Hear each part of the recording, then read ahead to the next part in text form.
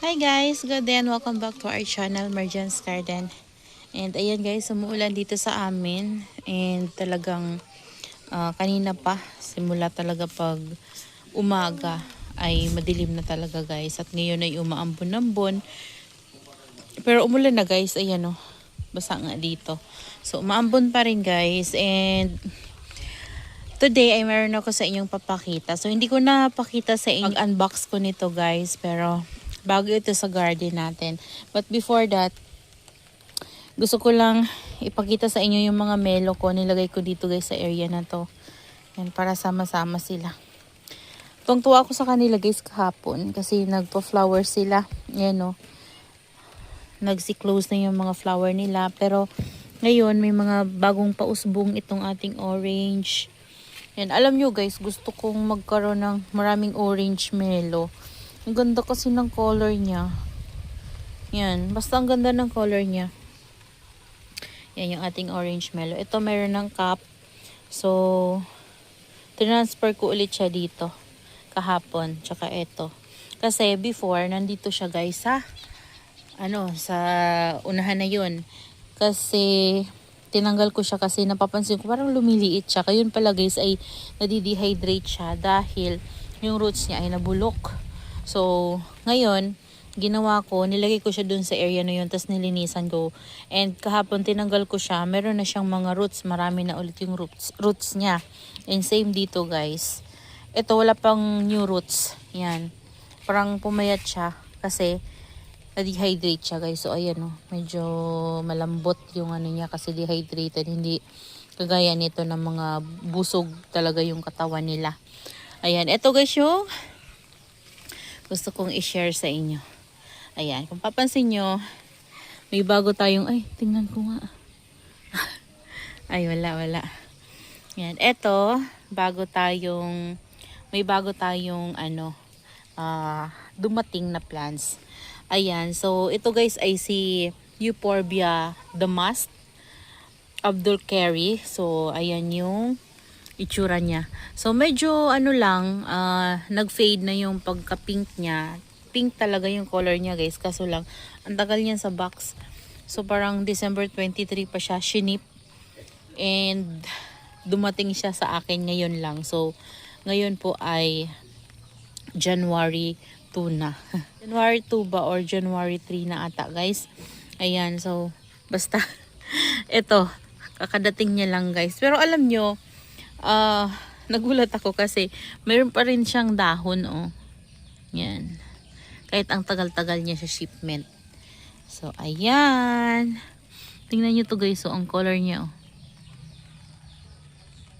Dikit na siya. Diligin ko yan siya mamaya. Ayan. So, yan yung mga plants natin.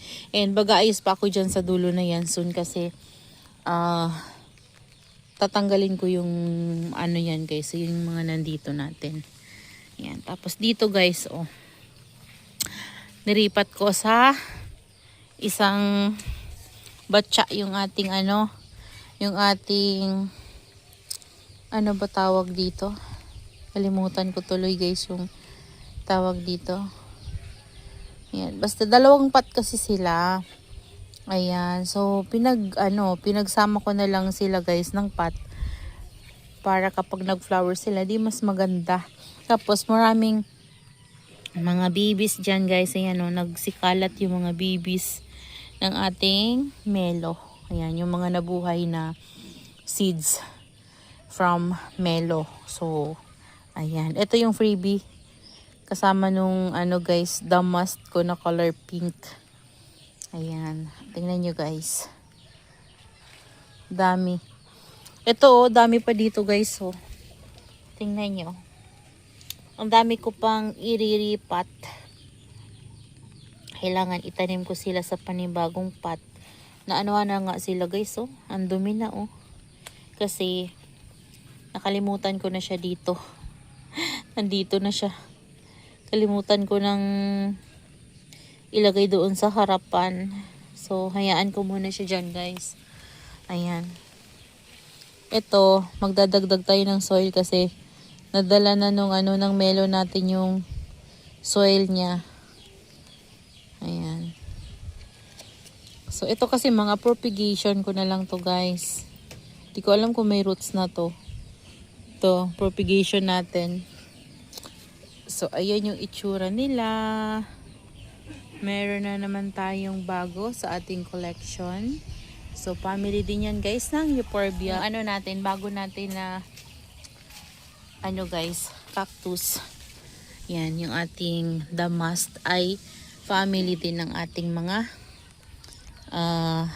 Lactea. Isa din ito guys sa mga Euphorbia natin. Yan, yung ating mga Lacteas. Mga favorite natin yan. Yan, tas this one din, alam ko Euphorbia din to. Family din ng Euphorbia. Alam nyo ba guys, napakarami ng Euphorbia. Kaya naman, kung i-collect natin sila, talaga namang sobrang dami talaga nila. Hindi natin yan maubos-ubos. Ayan, pero, ayan, meron tayo ngayong bago. Yan yung ating damask. Ayan.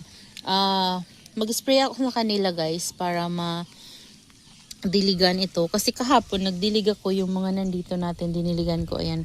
Papansin nyo naman, yung soil nila ay basa. Pero ito, hindi basa kasi nandun yan siya nakalagay. Tas, yan, yung mga nandyan, hindi ko sila nadilig. So, ngayon, didiligan ko sila. Spray lang, guys. Para naman magkaroon sila ng moisture. Yan, kasi kahit umulan, hindi sila, guys, mababasa. Kasi meron tayong UV plastic sa taas. So, safe sila sa kakaulan. Yan, babasahin ko din mga to para lumago yung mga ugat ng mga babies natin na pinapabuhay dyan. Ayan, malalaki na sila guys. Ayan. Saka ayan pa oh. Ayan, diba? Ang dami nila. Ayan. At tingin ko guys, okay na yung ating white pink. Hindi ko na siya magalaw oh. Kunti lang yung niyan sa lupa guys kasi umikli na yung RS niya. So, kunti lang talaga yung binaon ko para naman kita pa rin yung RS. Yan yung rootstock niya. Ito medyo malalim-lalim yung kabaon ko nito guys. Ito talaga, kunti lang talaga. Hindi ko siya masyadong binaon. Ayan. So far, okay naman itong ating mga Lacteas. Ayan sila. Yan lang naman guys yung bago natin dito sa garden. Hindi ko na pinakita sa inyo yung unboxing. Yan kanina ko lang yan guys in-unbox. Hindi ko na pinakita. Dalawa lang naman sila guys. Ayan. So yun lang guys. That's all for today's video. Ayan, I hope you enjoy watching and see you on my next vlog. Happy gardening everyone. Happy New Year po sa ating lahat. Bye.